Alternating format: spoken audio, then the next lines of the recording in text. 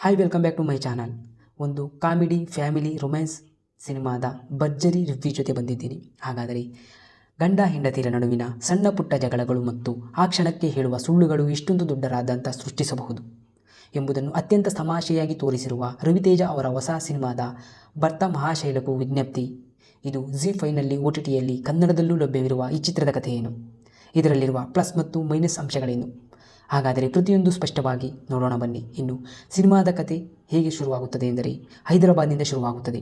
ಇಲ್ಲಿನ ನಾಯಕ ಬಂದು ಸತ್ಯನಾರಾಯಣ್ ಅವರು ರವಿತೇಜ ಪಾತ್ರದಲ್ಲಿ ಕಾಣಿಸಿಕೊಂಡಿದ್ದಾರೆ. ಇವರು ಒಬ್ಬ ಅತ್ಯುತ್ತಮ ವೈನ್ ತಯಾರಕರು. ತಮ್ಮ ಕನಸನ್ನು ನನಸು ಮಾಡಿಕೊಳ್ಳಲು ಆತ ಸ್ಪೇನ್ ದೇಶಕ್ಕೆ ಅವನ ವೈನನ್ನು ಕಳಿಸುತ್ತಾನೆ. ಆದರೆ ಅಲ್ಲಿನ ದೊಡ್ಡ ಕಂಪನಿಯ ಬಾಸ್ ಆಗಿರುವ ನಮ್ಮ ಕನ್ನಡದ ಆಶಿಕಾ ರಂಗನಾಥ್ ಪಾತ್ರದಲ್ಲಿ ಮಾನಸ ಆತನ ವೈನನ್ನು ತಿರಸ್ಕರಿಸುತ್ತಾಳೆ. ಇದರಿಂದ ಅವನು ಛಲ ಬಿಡದ ಹಾಗೆ ಹೋಗಿ ಅಲ್ಲಿನ ಪ್ರತಿಭೆಯನ್ನು ಸಾಬೀತುಪಡಿಸಲು ಸತ್ಯ ಎಂಬ ಹೆಸರಿನಲ್ಲಿ ಅಲ್ಲಿಗೆ ಹೋಗಿ ಏನು ಮಾಡುತ್ತಾನೆ. ಕತೆ ಇಲ್ಲಿಗೆ ಅಸಲಿ ತಿರುಗುತ್ತಿರುತ್ತದೆ. ರಾಮ್ಗೆ ಆಗಲೇ ಊರಿನಲ್ಲಿ ಬಾಲಾಮಣಿ ಪಾತ್ರದಲ್ಲಿ ನಟಿಸಿರುವ ಡಿಂಪಲ್ ಹಯಾತಿ ಜೊತೆ ಮದುವೆಯಾಗಿರುತ್ತದೆ. ಒಂದೆಡೆ ಗಂಡನನ್ನು ಅತಿಯಾಗಿ ಹಚ್ಚಿಕೊಂಡಿರುವ ಹೆಂಡತಿಯ ಪ್ರೀತಿ ಅನುಮಾನಗಳು, ಮತ್ತೊಂದೆಡೆ ಮಾನಸಾಳ ಜೊತೆಗಿನ ಸುಳ್ಳಿನ ನಾಟಕ.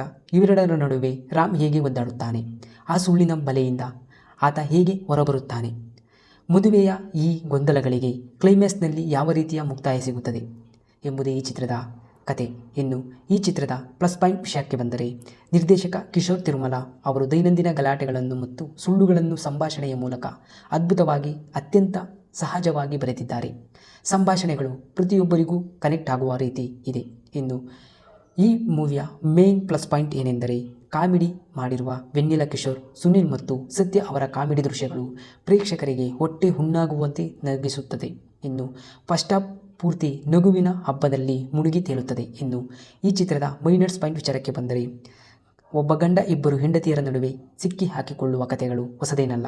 ಹಾಗಾಗಿ ಕಥೆಯ ತಿರುವು ಪ್ರೇಕ್ಷಕರಿಗೆ ಮೊದಲೇ ಊಹಿಸಬಹುದಾದ ರೀತಿಯಲ್ಲಿ ಬರೆದಿದ್ದಾರೆ. ಇನ್ನು ಎರಡನೇ ಭಾಗದಲ್ಲಿ ಕತೆ ಸ್ವಲ್ಪ ನಿಧಾನವಾಗುತ್ತದೆ.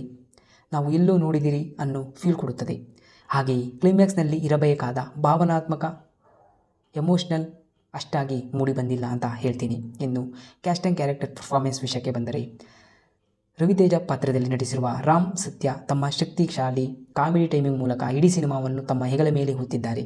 ಕನ್ಫ್ಯೂಸ್ ಆದ ಗಂಡನ ಪಾತ್ರದಲ್ಲಿ ಅವರ ನಟನೆ ಅತ್ಯುತ್ತಮ ಅಂತ ಹೇಳ್ತೀನಿ. ಇನ್ನು ಆಶಿಕಾ ರಂಗನಾಥ್ ಪಾತ್ರದಲ್ಲಿ ಮಾನಸ ಮಾಡರ್ನ್ ಮತ್ತು ಬೋಲ್ಡ್ ಬಾಸ್ ಆಗಿ ಆಶಿಕಾ ತುಂಬ ಸುಂದರವಾಗಿ ಗಾಂಭೀರ್ಯದಿಂದ ನಟಿಸಿದ್ದಾಳೆ. ಇನ್ನು ಡಿಂಪಲ್ ಹಯಾತಿ ಬಾಲಾಮಣಿ ಪಾತ್ರದಲ್ಲಿ ಗಂಡನನ್ನು ಅತಿಯಾಗಿ ಪ್ರೀತಿಸುವ ಪೊಸೆಸಿವ್ ಆಗಿರುವ ಹಳ್ಳಿ ಹುಡುಗಿಯ ಪಾತ್ರದಲ್ಲಿ ಡಿಂಪಲ್ ಹಯಾತಿ ಸಹಜವಾಗಿ ನಟನೆಯನ್ನು ಮಾಡಿದ್ದಾರೆ.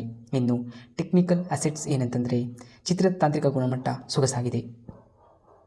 ಪ್ರಸಾದ್ ಮುರೆಲ್ಲಾ ಅವರ ಛಾಯಾಗ್ರಹಣ, ಹೈದರಾಬಾದ್ ಮತ್ತು ಸ್ಪೇನ್ ದೃಶ್ಯಗಳು ಅತ್ಯಂತ ವರ್ಣರಂಜಿತವಾಗಿ ಮೂಡಿಬಂದಿವೆ. ಬಿಮ್ಸ್ ಸಿಸಿರೋಲಿಯೋ ಅವರ ಸಂಗೀತದಲ್ಲಿ ಮೂಡಿಬಂದಿರುವ ಬೆಲ್ಲ ಬೆಲ್ಲ ಮತ್ತು ಅಂದಂ ಮುದ್ದು ಹಾಡುಗಳು ಕಿವಿಗೆ ಇಂಪಾಗಿವೆ ಮತ್ತು ಚಿತ್ರದ ದೃಶ್ಯಗಳಿಗೆ ಜೀವ ತುಂಬಿವೆ. ಇನ್ನು ಕಥೆಯ ಲಾಜಿಕ್ ಬಗ್ಗೆ ನೀವು ತಲೆಕೆಡಿಸಿಕೊಳ್ಳದೆ ಭರ್ಜರಿ ಕಾಮಿಡಿ ಇರುವ ಒಂದು ಪಕ್ಕಾ ಫ್ಯಾಮಿಲಿ ಎಂಟರ್ಟೈನ್ಮೆಂಟ್ ಸಿನಿಮಾ ನೋಡಬೇಕು ಅಂದುಕೊಂಡಿದ್ದರೆ ಭರ್ತ ಮಹಾಶೈಲಕ್ಕೂ ವಿಜ್ಞಪ್ತಿ ಖಂಡಿತ ಒಂದು ಉತ್ತಮ ಆಯ್ಕೆ.